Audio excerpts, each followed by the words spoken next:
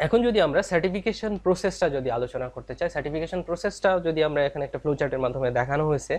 Dyeing, knitting, finishing বা যে যে প্রোডাকশন ফ্যাসিলিটিটা আছে সেই ফ্যাসিলিটিটা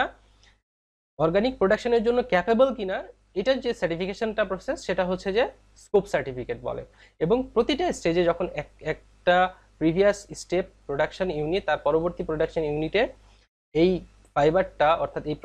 অর্গানিক ফাইবারটা যখন ট্রানজ্যাকশন করে তখন হচ্ছে যে তাদেরকে একটা ট্রানজ্যাকশন সার্টিফিকেট ক্রিয়েট করতে হয়। তো সাপোজ ধরি আমরা হচ্ছে একটা ফার্ম, তাদের ফার্ম সার্টিফিকেট অবশ্যই করতে হবে এবং সে 1 টন তুলা সে তার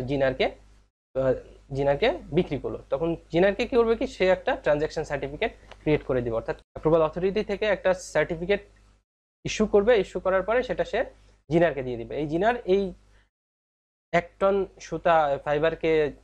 প্রোডাকশন করে সে ফাইবার উৎপাদন করবে, উৎপাদন করে যে পরিমাণ ফাইবার হবে সেই পরিমাণ ফাইবারকে সে স্পিনারের কাছে সেল করবে। সেল করার সময় ঠিক একই যে পরিমাণ ফাইবার উৎপাদন হবে সে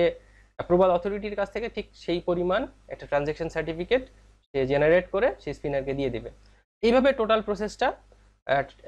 এক এক প্রসেসর থেকে আরেক প্রসেসর পর্যন্ত ট্রানজ্যাকশন সার্টিফিকেটের মাধ্যমে এটা হচ্ছে ফাইনালি বায়ার বা রিটেলারের কাছে পৌঁছাবে।